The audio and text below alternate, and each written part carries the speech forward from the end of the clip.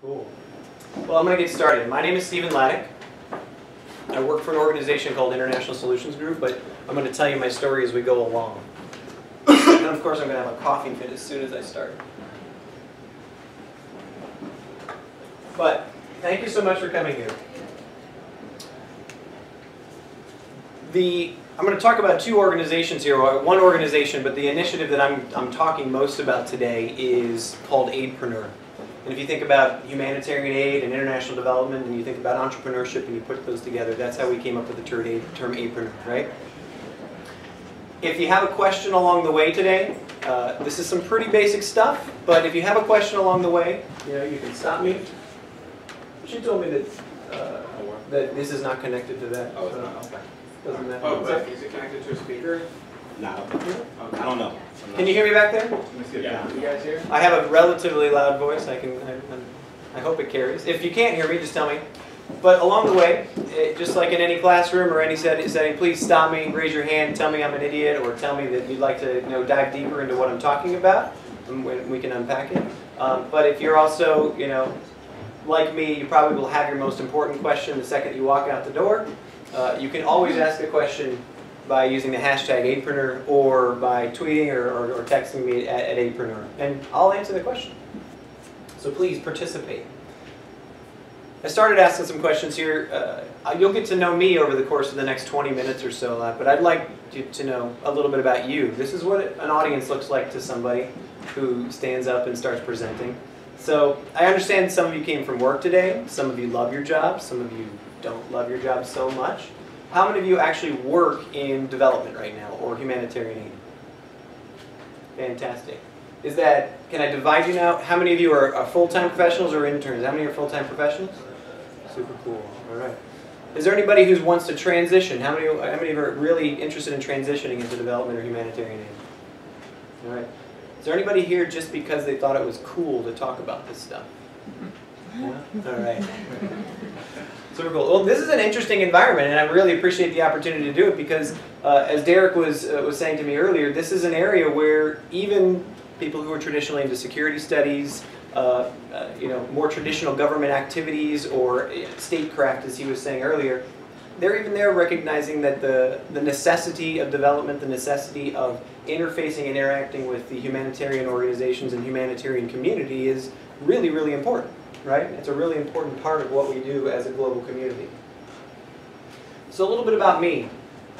About a long time ago, I guess I won't give you the exact time, but I am a typical or a prototypical aid worker or development worker. I got a degree in agriculture. Please come in. Do that. I got a degree in agriculture, and then after I got my degree in agriculture, I immediately went, of course, into the IT field. Right? And so this is in the late 90s, and I spent 5 years in the IT field during the dot-com bubble, and trying to figure out how you make millions in the dot-com world. Obviously, that didn't happen. But along the way, I was fortunate enough to get a job as an international recruiter for a technology company, and that job allowed me to get on an airplane and go around the world. I went to the Philippines, I went to India, I went to Russia, I went to Brazil, I went to so many cool places, and I woke up one day in New Delhi and realized that pretty much what I was doing with my life was giving people interviews. And then I was hiring them to come to the United States. And I thought there was probably a better way I could use my talents, a better way that I could contribute to our global community. And the topic that really concerned me, the topic that I thought was interesting, was why do we keep using violence? Why do we keep killing each other to solve problems, right? And so I started asking around. I said, how do you become an ambassador? Because I had no idea what government service was about or what the humanitarian aid sector was about at all. That led me to a master's degree, like so many of us. And that master's degree was at American University way back in 2002. And from there, I started working for the university in Turkey, Armenia, and Azerbaijan. And then I started working for the university. I switched to a new project that was education focused in Iraq, which is just this is just after the war in 2003. And then, like again, so many of us, I met my wife, and we had to make a decision. We both are in this business. we knew that living overseas was what we wanted to do, and so we had to make a choice. How do we get overseas? So we had a little competition, and that competition was who can get the first job overseas, right? Has anybody else done that? See, there you go. Great. Well, she got 3 job offers. I got 0, as again, very typical in our relationship, because she's a rock star. And so we ended up starting to follow her career around the universe, around the globe. And that led us first to the country of Jordan, and then to the country of Hungary, and now to the country of Costa Rica, which is where we live now. I had to figure out what to do with myself. So I quit my job. I was working for an organization called CHF International. You may have heard of them. They're now called Global Communities. And I quit my job, and I decided, hey, I need to figure out what to do. And so what I did was, I ended up creating this company called International Solutions Group. Like, again, so many stories that you've probably heard, it was just me, working out of my back pocket, raising my hand. I got lucky in that I was able to be in a part of the world where there was a horrific amount of money. And so it was fairly easy to win contracts, and luckily I did a good enough job that the company started to grow. And here we are 10 years later. The company has done work in 30 different countries. We have an office down here in Chinatown. A couple of my colleagues are here with us today. And the reason why I'm telling you this story is that I've been lucky. It's been 10 years now. We've been in this business a long time, and we focus on evaluation. We focus on organizational and program performance. And by focusing on organizational program performance, we realized that we wanted to figure out a way to actually give back to the community that we participate in. And the way that we finally came to decide how we wanted to give back was we didn't want to do a corporate blog. We didn't want to do, you know, a lot of the things that are out there. So we struck upon this idea of Aidpreneur. And the short story is Aidpreneur is a online community that essentially opens the door of International Solutions Group and talks about how we do business. How do we win contracts? How do we deal with squirrely consultants that work for us? How do we think about pay? How do we think about lifestyle? And one of the key services that we offer, or one of the most popular things in this community, is a podcast called Terms of Reference. Every week, we release a podcast with an aid professional or an aid innovator or a development rock star that we've interviewed, or I've interviewed, and we ask them a lot of questions, of course. And within those questions, there's always one that I ask, and that's what the basis of this talk is today. Is what is, as a international development rock star or successful professional, what would you give advice to someone who's either interested in getting into this business, transitioning from another business, or just simply wants to enhance their career? How do they do that? We listened to the 51 interviews that we gave last year, and there are essentially 7 themes. Many of these themes are going to make you groan, because you're going to say, oh, this is the amazing data analytics that you had here. But within each of those 7 themes, there are very key and precise recommendations that I think are really, really useful and very prescient to people's careers. So here's the first one. Get an education. 51 people, and they said, hey, make sure that you have a broad liberal arts education where you can understand what's going on in the world. Now this seems to make a lot of sense and seems to be a no-brainer, but when you're a development or an aid professional, something that a lot of people forget is that you're a political actor, right? The money that you work with is politics. The countries that you work in have political regimes, and they have political constraints that you have to work under, and ultimately you usually are fulfilling a political agenda. And so that's really, really important to remember as you move forward. And most importantly, they said, as you're getting this education, as you're out there developing this, there's really some key skills that you want to have. The first is that you want to have data skills. You want to be able to do quantitative and qualitative analysis. And the reason behind that is it's a really data-driven society out there. Every State Department report that's released, every World Bank or United Nations report that's released has tons of charts and graphs, and surprise, surprise, a lot of times they're wrong. Or they have spun the data in a particular way, or it's skewed to a particular opinion. And it's very important to you in the success of your organization, the success of your career, the success of whatever initiative you're doing, that you're able to interpret that data. And the second key skill that they said is to be a really good writer. Because as you probably have noticed, and those of you who actually work in this business already, there's an awful lot of writing in our business. Not only proposals to win money, but then reporting on the work that you've done. And it's amazing how often I've seen, over the course of the work that ISG has done, reports that are just either poorly drafted or very, very long-winded, don't get to the point, have trouble making a point, or completely miss the point altogether. And so those writing skills are super, super important. The caveat here is that getting an education, I find, especially in this community of DC, shouldn't be a barrier for you to innovate or to even get a job in this profession. If you have a burning idea, if you have something that you think is, a better mousetrap, my advice is always get out there and do it, right? An example I want to point to is a gentleman named Farzin Alam, and he, as you can see up here, terms of reference interview number 20. He is the director of an organization called OGRO in Bangladesh, and he is a prototypical social enterprise or social entrepreneur. He's got 7 organizations that he runs, everything from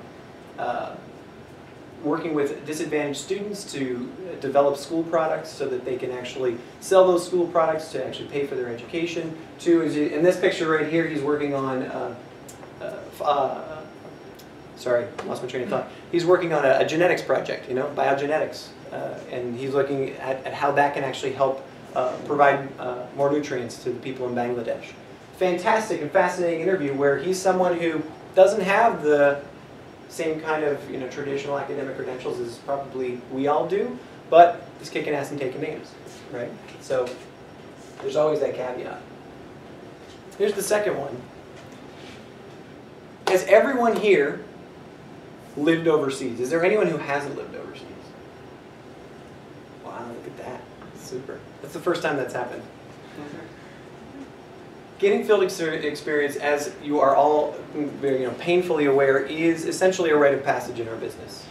It proves that you are able to live in another culture. It proves that you're able to interact with someone or interact with a group of people that are not from where you are. And it also gives you that connection to this community that's something special. It's something out of the ordinary, because you can't talk about that, right, when you go back to whatever hometown you're from. When you think about the prototypical aid worker, when you think about the poster that's put up, or the posters at the bus stop, or something that UNICEF is going to hold up, right?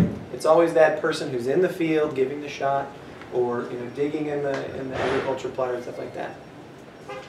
The caveat to getting field experience is that you need to remember that I propose the vast majority of jobs are behind the scenes. HR, logistics, finance and accounting, administration, leadership, program management, right? And so many times we'll come into this field and we're passionate about being out in the field, working in the communities, wanting to be with people and change their lives, or helping to change their lives. And we forget that there's a literal army of people who are supporting them. And those are really great careers, and those positions are super important. The example that I give here is a woman named Jennifer Hale. She works for an organization called PSI International, Population Services International. And Jen Hale's story is super, I think is super exciting in this particular case, because she works on corporate philanthropy or individual philanthropy. And specifically, I think she's actually in Davos this week, right? She's an aid worker in Davos. And her job is to find people of high net worth who want to contribute while they're still alive, and then actually work on the project that they're contributing to not only help move it along, but contribute their experience, bring their network, bring their resources to bear. And she'll actually tell you, if you listen to the interview, that she really doesn't want to go to the field. She likes her lifestyle here in DC. She has different ambitions and how she wants to run her life, but it's her passion to make sure that she's helping people. Her particular issue is women's rights, and women's awareness. And so she's able to contribute in a very, very profound way as a back office worker, right? The reason why you need to have field experience and have that education according to the people that we've interviewed, is to be able to bring something to the table. Now, this may not be the case in this particular room, but of the couple of three or four other universities that we spoke at this week, our guests have told us that getting a degree in development studies or getting a degree in international affairs is probably not the best thing to do in order to really contribute something of value to the aid and development space. Their advice is to bring a degree or bring a tool or a skill that's tangible and that you can apply today. Statistics, economics, finance, construction, something that you can actually bring into a project and actually have practical use today on that project. Now, the good news is for people who are pursuing those degrees is that there's always one skill that is evergreen and always useful, and that's proposal writing. All right? So again, this sort of harkens back to making sure that you're a good writer, because you can always get a job helping organizations to raise more money. The caveat here is that many of us have skills that we'd love to be able to do. We have passions that we'd love to be able to bring to the table, but they're not relevant. If you love physics or you love interior design, they're probably not relevant to the development and aid world. And so the piece of advice here is make sure that the skill you're trying to bring to the table is relevant to the community or the people or the beneficiaries that you're working with. And secondly, a piece of advice is try to not be a hammer in search of a nail. So often we find in the development and aid business, if you're an economics expert, all problems look economic. Or if you're an agriculture expert, all problems look food related. Or if you're a conflict resolution expert, everything's about solving conflict. And so making sure that you have you're either willing to step back from a particular conversation and say, hey, this isn't appropriate for me, or contribute expertise that actually makes sense. The gentleman on the screen right now, his name is Joel Selenicchio, is Dr. Joel Selenicchio. I hold him up as an example because he really is a rock star. He's had a career as an IT professional on Wall Street. He's worked for the Department of Health and Human Services. He has worked at the National Institutes of Health. He's an epidemiologist. So he's a pretty smart guy, and he's really passionate about what he does. But what he figured out is that we have this problem of paper in the development world or in government service. Governments around the world, including our own, still require people to fill out paper in order to answer the data needs of those governments, right? Housing surveys, censuses, you name it, we still use paper for these things. And he started an organization that's now called MAGPI, M-A-G-P-I. And they've essentially built a mobile app that allows you to transfer any data, any paper form into a very quick electronic form. And what I love most about him is that he started down the path like so many other people where he was getting foundation grants and grants from the government. And about 3 years ago, they made the leap and decided to be completely customer driven. And luckily, they're sustainable. He's truly a man that talks the talk or walks the walk. He just actually got back from Sierra Leone, and he's in quarantine here in Washington, D.C. right now after working on the Ebola crisis. Great interview to listen to. Another obvious topic, or another obvious thing that you probably have heard a million times, is to build relationships and network.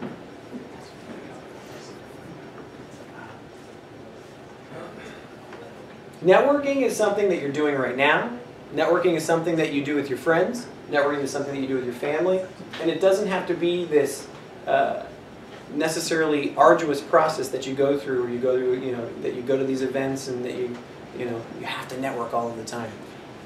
Our advice is that if you're networking, or if you feel like you're networking, you're probably doing it wrong. Because the other person probably feels like you're networking as well.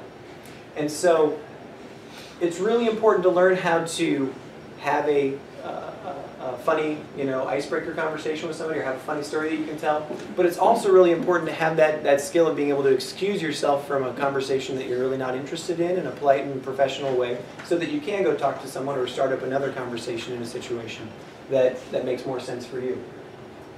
The key thing about building these relationships and networking is really, for me, it's twofold. One is that you absolutely just have to be okay with getting uncomfortable. Right now, it's uncomfortable. It's uncomfortable for me. It's uncomfortable for you because we don't know each other, right? But maybe if we go have a drink, which we can do later, or maybe if we, we share a story, we have something in common, we've worked together, or we've worked in the same place, suddenly a whole new world starts. And we're able to make that connection that starts either a friendship or some other kind of relationship. And you never know where it will go, right? Hi, please. Yeah, Come on in. Thank you. Bad strategy, sorry. Super awesome. So the second piece of that is not only do you want to be able to get uncomfortable, is that networks are just like gardens, or they're just like anything organic. They require constant care and feeding, right? And the way that you make a garden grow is that you don't keep taking fruit out of the garden, right? You don't keep taking vegetables out. That doesn't make it grow. You give to it. You water it, you feed it, you make sure it has sunlight, and that's the same thing with any network that you have amongst humans in any community. The most important question to ask when you're networking is, how can I help you? And that question is often the best way to start a conversation with anybody, even a stranger, because they'll tell you their story, and that may make that connection that you need. The story I'd like to point out to you and encourage you to listen to is the story of Jody Nelson. Jody Nelson is the Director of Monitoring, Evaluation, and Strategy for the Bill and Melinda Gates Foundation. It's a small organization you've probably heard of. Jody never once in the interview, as far as I can remember, says, hey, this is how you network, or hey, my career has really been helped by networking. But if you listen to the 45 minutes of her interview, it's always, when I was in grad school, I talked to my professor, and then he introduced me to Bill or Ted or Claire, and then that's how I got into my PhD program. And then after that, I was looking for a position and blah, blah. She's a consummate networker who doesn't even realize that she is able to effortlessly navigate these relationships. I don't think she's ever looked for a job in her life. And here she is at the top of an apex organization, rightfully so. I mean, obviously a very, very smart and accomplished woman. But it's just a case study in how to effortlessly use those relationships and give back to that community, and so that it will return those things to the community. The fifth thing that we learn from these is to be passionate and persistent. Now, passion is a terribly overused word in our business. And so, what do I mean by passionate? I've encountered any number of aid workers or development workers who say, I want to help people. Or gosh, I'd like to, this region is really important to me. How do I go and get, participate in that region or this culture, these people? And inevitably what you find is a couple years later they've either dropped out, or they're super cynical, or they've failed, or they've moved on to a different kind of business. So to me what passion means is know what needle that you want to move. Is it gender-based violence? Do you have a particular indigenous group in Africa somewhere that you think needs that help and needs to be brought in, transitioned into the modern world? Do is some subsection of poverty reduction your passion? Having that passion will not only allow you to keep your focus, but it allows you to sort of say, hey, here I am a year later, or here I am 3 years later, or 5 years later, and I can see where I've contributed. I can see the programs that I've worked on have actually moved that needle. And it's incredibly powerful to sustaining a career in this business to be able to look back and say, I didn't just write 1,000 reports. I didn't just do 1,000 proposals or go on 400,000 miles of airplane rides. I actually helped and I actually moved something. Being persistent is also important because you're going to get told no 1,000 times. This happens in every industry, but let's talk about what it means in our business. Our little company that we have at International Solutions Group, we submitted well over 100 proposals last year to aid organizations or for RFPs. We didn't win 100, right? We probably won 10%, 15% of those. We get told no every day. It sucks. It's horrible. You spend a lot of time, you put a lot of effort into it, but you have to find a way to be able to get up the next morning and go write that next proposal, or go to that next networking event, or go have that next job interview, or retool your CV or your cover letter so that you can present it again. That's what persistence means, I think, in this particular industry. The caveat here is that I have yet to meet the development or aid professional who has managed to have the passion and have the organization or professional place and the funding align perfectly so that they all work together in that word-for-word sort of matchup, right? And what I'm trying to get at here is that you need to be able to be a little flexible and have a little spin on what your passion is and how you're going to move that needle and how you're going to achieve your goal. Because you may be interested in working on gender-based violence, but you may find that the funding right now is only available for human rights or women's awareness issues in Southeast Asia. So can you work on GBV issues doing that? Probably, as long as you find a way to wrap in your passion to that. And it's just a reality of the game that if you find the stars aligning, and I say this to everyone, especially if you're looking for a job right now or you're in school and saying, hey, I'm going to look for a job soon. If you find the stars aligning, even closely, go for the opportunity. Take it now and run with it. School will always be there. The internship will always be there. It's such a rarity. And funding is fickle, right? Politics change, politicians change, funding streams change. And so if you find, if you find that you actually find the stars aligning, run after it and jump in and go for it immediately. The story that I like to point to here is one, it's one of the happiest stories that we have in terms of reference. It's a woman named Erin Bourgeois. It looks like bourgeois, but she doesn't like to have her name pronounced that way. She's the woman on the right here, or I'm sorry, on the left. And she found that her passion was a very, very specific one about 6 years ago in acid attacks. Throughout Asia, especially, retribution or retaliation for being wronged is often met with attacking another person with acid. And this is horrific.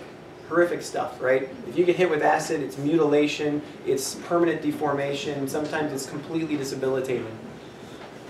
And so she first worked for an organization in the UK, and then she was able to transition into a more focused opportunity in Cambodia. And when I was reconnecting as we were putting this product together, I called her up and I said, how are things going? She said, Stephen, I'm actually not even in Cambodia anymore, because we've done such a good job of creating awareness and rewriting the policies and the laws in Cambodia and building the support facility for victims of attack that they can't fund my position anymore.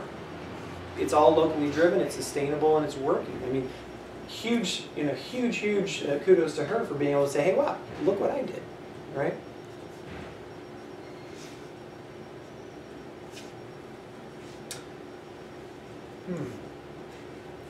This was an interesting find for me because we're in the district, and what we know about the district is that for most of us, no matter what our field is that it's about getting into the inner circle of the inner circle of the inner circle of the inner circle that usually leads to the White House, sometimes to the head of some organization like the CIA or the United States Agency for International Development or the World Bank, right?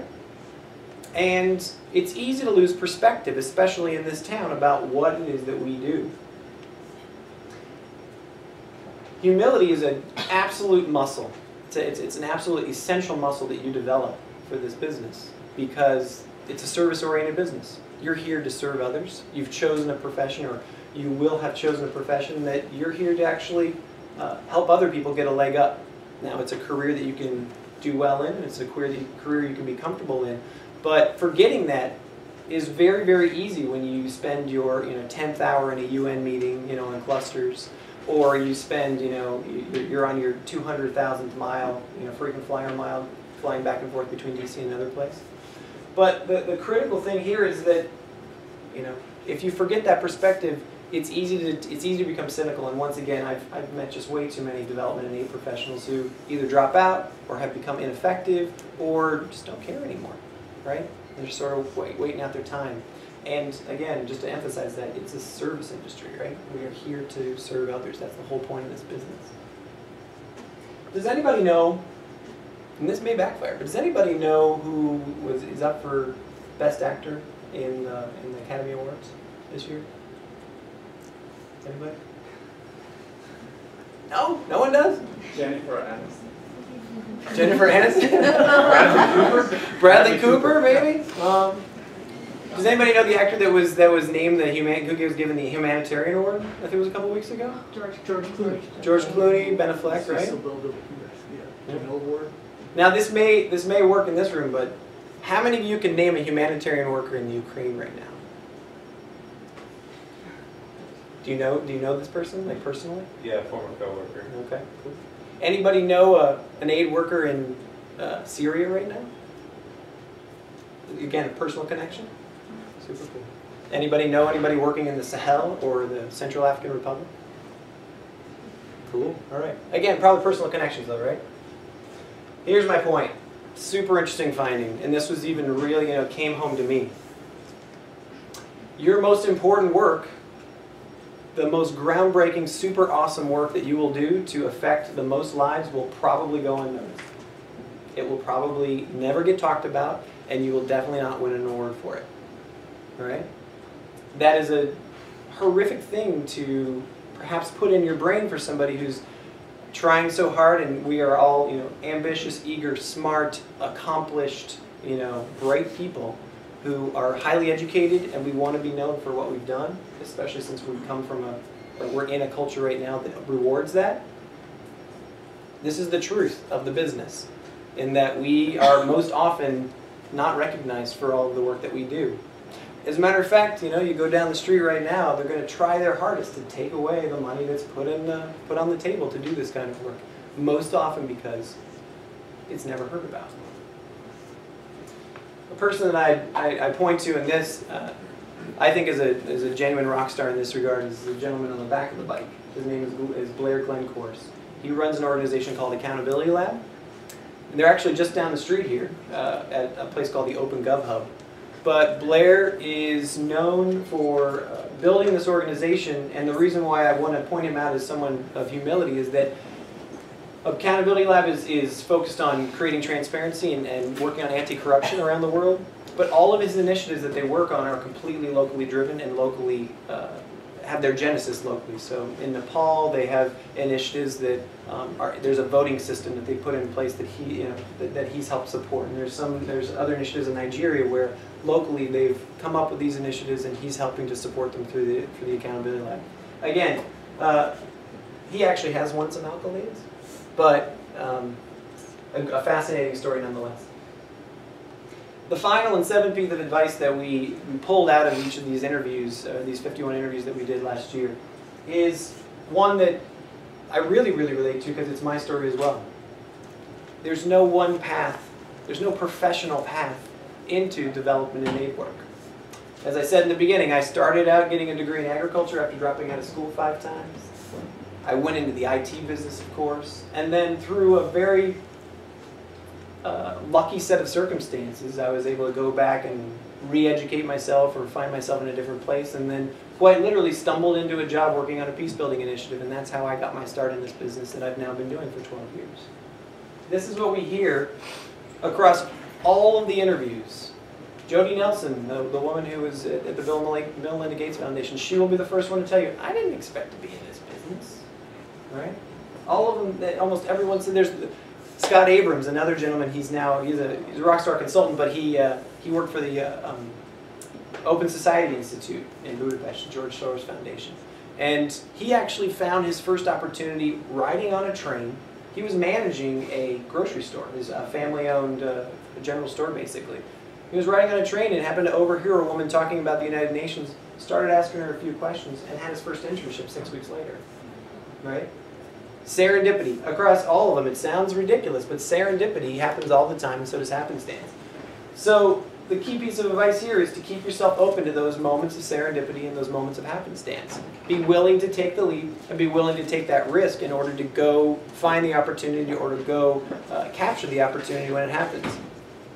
I've counseled more than one person, excuse me, to just stop talking about doing things and go do it. Get on an airplane, go to Bangkok. You've saved a couple $1,000s, you could probably live for 6 months in Bangkok. Get yourself a little hostel and then start knocking on doors. There are probably 500 organizations in Bangkok that do great work. It's a hub. Do the same thing in Kenya. Do the same thing in London. Much more expensive. But you can see some great shows, right? So being not only available and allowing yourself to be open to those opportunities, but then actually having the gumption to take the leap and go do them is often a time what we find is the difference between finding someone who's truly a successful aid professional and really kicking ass and taking names, and someone who's trying to, follow that path of submitting CVs and, taking exams and those kinds of things. The caveat here, or at least the point I like to end with in this story, is that we work in a business that inevitably requires you to get on airplanes. It requires you to go to other countries and serve other people in communities that you've never been to before or may not have ever heard of. And it's fraught with cynicism. It's fraught with broken relationships. And a lot of people find it hard just to have normal lives, right? Self-care is a really big deal. I'm here to tell you that it's okay to have a relationship, and it is possible to have a family. I'm lucky enough to be married to a wonderful woman. I have 3 children, and we've made it work, just like many other people that we know of. But what the difference is that it will never ever be the same as someone from where I come from, Aurora, Colorado. I'll never ever have the Beaver Cleaver lifestyle. But, we have wonderful friends, we have a wonderful community. What it takes is making choices. We've had to make choices about what assignments that we accept. We have had to make choices about the type of income that we'll have, simply because of the opportunities that are available, so that we can stay in the same country. We refuse to live in different countries. And overall, it's about just being conscious about saying, look, I want to make this relationship work, and I'm going to choose that over potentially my career or some of my career choices. And again, going back to, we're very smart, we're very ambitious, we're very career-driven people. Sometimes you need to make those choices in order to make those relationships survive. The gentleman on the screen right now, his name is Belabash Ben Karada. And I want to point him out because he's a Tunisian by ethnicity. He was raised in Germany. He has a career in journalism and sort of speech writing in the UAE. And he's not your typical aid worker, right? But one day he was sitting there talking with his colleagues or talking with some friends, and he said, you know what, one of the things that's missing here in the Middle East, or in Arab countries in general, is debate. Now, when I was having an interview with him, the first question I said, wait a second, this is tea room stuff, right? Debates and it happened all the time on the street corner. He said, yeah, but not in a big scale. So what he did is he created something called the Munadhara Initiative. And the Munadhara Initiative is the first open debate platform in the Middle East. It's all in Arabic, so unless you read or write Arabic, it's a little inaccessible to you. But he's won, again, accolades for this, and it's a growing, burgeoning platform that has, basically what it allows you to do is they put a debate topic up and people can submit via video or text or audio how they would respond, and through a voting process, much like American Idol, the top 5 or 6 people are chosen and they bring them for a live debating event. And he has fascinating stories about getting shut down in Yemen, or what it means to actually put an open debate on in the UAE, and it's just really, really cool stuff. But again, a key example of someone who had no idea that he was going to be doing this, but is now really enjoying a quite successful career doing it. So, bottom line, the advice that we learned, 51 interviews. I just did 51 informational interviews for you. And the advice that they give you is the advice that you've probably heard 100 times, but I hope that I've been able to put some caveats in there and give you some kernels of information that make a little more sense. You're all educated, and all of you have field experience, right? But make sure that you're bringing something of value to the table. When you're thinking about writing your next CV, or writing your next cover letter, or going to your next interview, make sure that you're going to that situation with that value that you're going to put on the table for this organization to set you apart and to say, here's how I know I'm going to contribute. Building relationships and networking, this is about, remember, it's about giving more than receiving, and it's about making sure that you're prepared for it and that you're willing to be uncomfortable and that you're able to actually care and feed for that network. Because nobody likes to be networked, ever. And so if you're really caring and feeding for it and you're genuinely trying to help it, it will give back to you. Remaining passionate and persistent, know which needle that you want to move and know which topic is really important to you so that you can actually look back and say, hey, here's how I contributed, here's how I made a difference. But even probably more important than that, after you've gotten kicked in the teeth for the 200th time when you didn't get the job or you got the funding refused, you can still get up the next day and say, hey, this is important enough to me. I know exactly where I'm going and what I want to do, that I'm going to go do it again and for the 201st time. Always, always be humble. Remember, if you're going to be an aid worker, you're going to be in development, it's very rare that you're going to be George Clooney or be on CNN Heroes or one of these things where your work will be given accolades and you'll be recognized. It's just the nature of the game. But fortunately, the work that you're doing is rewarding in many, many other ways. And finally, there's no one path into this sector. Foreign Service exam is there. There are career paths into other organizations like the United Nations through their internship program, through their volunteer program. But what we've found is that when you start talking to development professionals or people who are in this business for the long haul, most of them stumbled in, and most of them found their way in through some happenstance or through some serendipity, and that's how they found their passion ignited and are able to sustain this career in the future. So going forward, I encourage you to download the podcast. It's all there. It's free. And we're going to continue doing it for the next year. Visit us on Facebook. And here's one thing that I always offer to every group that I speak to, and inevitably, no one ever takes me up on it. But I've been doing this for 12 years. Ask me questions. My email address is on the site. You can always contact me at Apreneur. Ask me questions, as specific as you want or as general as you want. And it's very, very surprising to me. This week alone, I probably talked to 100, 120 people. I'll bet you maybe 4 of them will actually contact me with an email or a phone call. I'm an open resource, and I'm giving you permission. Connect with me on LinkedIn, connect with me on Facebook, whatever you want to do, because that's what I do. I've been in this business long enough that I know it's about connecting. Finally, Michael will kill me if I don't mention this. Sorry, this is the man who's responsible for setting this up. He's done a great job. Is that you're all cordially invited. This is the last event that we're doing in the series this week, and we've actually set up a networking event for everyone at the front page here in about an hour or so. We're buying the first 50 drinks free. So, if you have the time, you'd like to come and mingle with not only this group, but the 3 or 4 other groups that we've spoken with and some people that we're bringing in from industry, you're welcome. We hope to have you. Any questions that I can answer? Oh, wait. I got about 7 minutes. I got 7 minutes left. So, any questions? Yeah. Please. Sorry. Well, I realize this is a question that I like to throw out at these events, and I know there's no silver bullet 42 response. Okay. But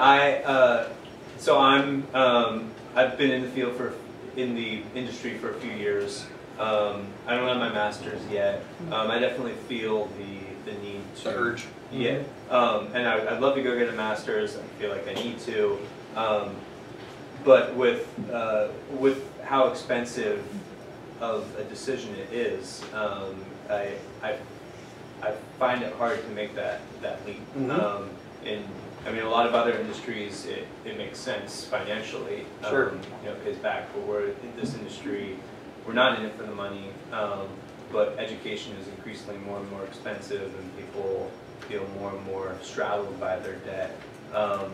And I just like to throw that issue out in these conversations and see what people's response are. It used to be a lot easier to go and get a master's degree and not be saddled by debt. Sure. And it was a lot less competitive of a field. So there's a lot of factors that make this a really hard decision for me. How important it is for you when you think about it to have sort of traditional career stability and not? What do you mean by traditional? So here's where I'm going with that. If you're going to make the decision about whether or not to get that master's degree, you're going to make an investment, and like you said, you're going to get saddled with debt if that's your situation. There's 2 paths out of that, right? One is to make that investment with the knowledge that you can then move into essentially a traditional career trajectory, State Department, United Nations, big NGO, those kinds of things. And guess what? If you're persistent and you continue to work your way up those echelons, you're going to be able to not only pay off that debt, but you're going to have a very comfortable lifestyle, right? The alternative is, depending on your penchant for risk and your entrepreneurial attitude, if you go on DevX, you're familiar with DevX, you go on DevX today, go to organizations, look up all the organizations in the United States or whatever your thing is and say, look, show me every organization that has less than 100 employees. There's probably about 1,000 in there. I would start calling them. I would start looking at those opportunities as a way to not only continue to satisfy my professional needs, but also find pathways in where they probably need a pair of hands. They're probably looking for someone just like you, and they're, you know, they're probably a little entrepreneurial themselves, so they're not going to have all those sort of box cutter requirements. That's my long answer. Thanks. Yes, sir. I'm just curious about the networking event. Who was invited, or what organizations did you invite? So we know. I have no idea. Oh, okay. No. Organization? Yeah. No, it's everyone in this room. It's grad students from George Washington University, from Georgetown, and from American University, just to get to know your fellow colleagues, those folks that you'll be working with inevitably in the future. Sorry, I don't know if you're done. If you've kind of strayed away from international work, but you want to get back there, which is what I've done, and I'm concerned that since I'm back in the domestic kind of arena now, that I'll be stuck there. Suggestions on how to make sure I keep one foot in the international kind of sphere and like, things that I can be doing while I'm in this other job to help me transition back. Because you know you're going to transition back eventually, Like to, yes. or you'd like to? Well, first of all, the advice always would be, don't start transitioning back now, right? Unless there's a specific, maybe you have a family need or a financial need or something like that that is taking you down that path. Don't wait. Do it right now. There's, as I was mentioning about the woman Jan Hale, right? She works here. She's domestic in her work, but she affects an international population through fundraising, through those back office positions. I'm sorry, maybe you missed that part of that part of the talk, which is fine. And the second thing is that there's never, we often get the question of, will my work from another industry or will my work while I'm outside the aid business, how do I bridge that gap? And I think it goes back to bringing that skill and bringing that value to the table for the organization. If you're working as a cop on the street, you have a lot of security, a lot of community security skills that you could bring to the table, right? But it's not working internationally. So I would emphasize how those skills that you're using and building right now are going to add value to the organizations that you're seeking to work with. Yeah. So in terms of getting field experience, I just came back from doing my master's abroad. I was away for a year and a half. Congratulations. And so I was in the Middle East and I travel a lot. And that's where I want to work and where I want to go back to. But I find, so looking at these organizations on Ladek, for example, a lot of them are smaller, and I'm curious about safety, especially being young and just going abroad by yourself. And it's great, I was able to travel by myself and with some friends. But, I mean, there are definitely some safety issues to consider, especially right now, with just crossing borders and wherever you are. Sure. So, how would you overcome safety issues, or what to look out for? How would you know that, certain organizations, you know that you're going to have more protection if you go with the organization itself as a worker, whereas I'm going to tell you a funny story. That's how I'm going to answer this question. My wife, as I mentioned, she works for the International Organization for Migration. I work for this company. We both worked in Iraq at the same time. And my company does not have private security detail or armed bodyguards or those kinds of things. My wife at the time was, even still in Iraq now, she was required to travel with a 2-car convoy and a flak jacket and a helmet, and every time she would go visit a beneficiary, she would have a guy behind her with an AK-47, right? Or an M16, right? And the funny story I'll tell is that one day I was in Erbil and I was having lunch with a colleague in a Turkish restaurant, and we were sitting there, and I knew my wife was also in the country at the same time, and we started hearing these sirens and this commotion coming along and everything like that. And sure enough, we both looked down from our second-story window at the restaurant, and there goes a convoy back by. And I said, "I bet you that's my wife right now." I picked up the phone and I gave her a call. I said, "Hey, honey, where are you at right now?" And she told us, she was visiting this shop that was right next door to us. So where does that all take us, right? Is that security is as security does, unfortunately. I would give you the advice that you never ever put yourself in a situation where you're uncomfortable. Never ever be afraid to say no, and never ever be afraid to say, you need to do better to protect me. Right? If you're going to go ask me to do that work, you need to do better. And if they're not willing to, or not willing to spend that money, then walk away and go find something else. That's the very, very bottom line. But the second piece of that is that you have to have clearly you already have this, but you got to have a little bit of pension for risk if you're going to be working in these places, right? Aid workers do get killed. They do. It's not nice news, but we do. We put ourselves in some hairy situations. So learning about self-care, learning about personal security, those kinds of things are also very important. But then finally, make the case, right? When you are working for maybe a smaller organization, or you're looking at a consulting contract, that's a pretty awesome negotiating point, right? To be able to say, look, maybe I'll accept a little bit less pay to do this consulting contract for you if you'll guarantee me, some level of security, or you can show me how we're plugged into a security system such as the UN, those kinds of things. That make sense? I got about one minute left. Yeah, last question. And then you can ask questions. Oh yeah, sorry, we can do that. I'll tell you. So last question in here. So this kind of goes back to number 3 about bringing things to the table. What about coding? How effective, or what's the value of that? Are you kidding me? I would imagine that's really valuable. It's huge value, absolutely. With the meeting that I had just before this, I said it was an Open Gov Hub down here with an organization called Development Gateway. All they do all day is write software that tracks aid expenditures in countries, and they're chomping at the bit for talented coders, talented people who want to use that skill and technology skill. And we all know technology is the future in every industry, including ours. So if you got it, Bless you. yeah, exactly.